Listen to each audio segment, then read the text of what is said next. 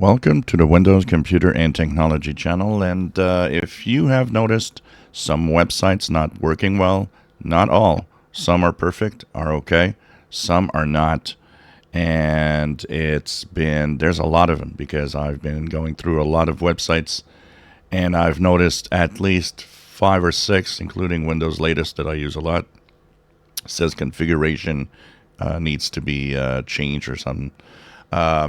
Well, there is definitely some problems. The Down Detector website that I looked at seems that every website that they have in their main page have a bump and problems that started about an hour ago, 3 p.m. Eastern Time. That's 19 hours Universal Time.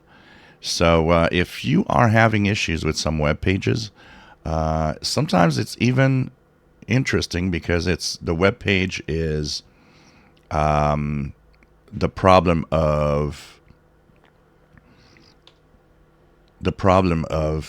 like authentication of some sort, or you're like one of the pages that I have authenticates with another service in order to know that I'm a subscriber, and I could go to the page, but it told me that I was not subscribed. So there are a few weird things happening, and there's definitely something that went wrong somehow in the last hour.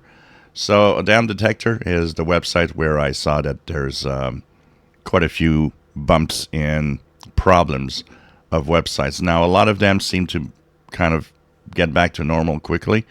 But if you have any web page that you go to that you like and has issues, kind of normal, it should probably fix itself. But it'll be interesting to note and see what exactly went wrong.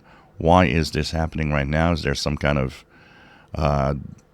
distribution of denial of service attack that is happening, or simply some web service like AWS, the Amazon Web Services, which hosts a lot of websites? Could that have issues, and all the websites that are from there are having problems?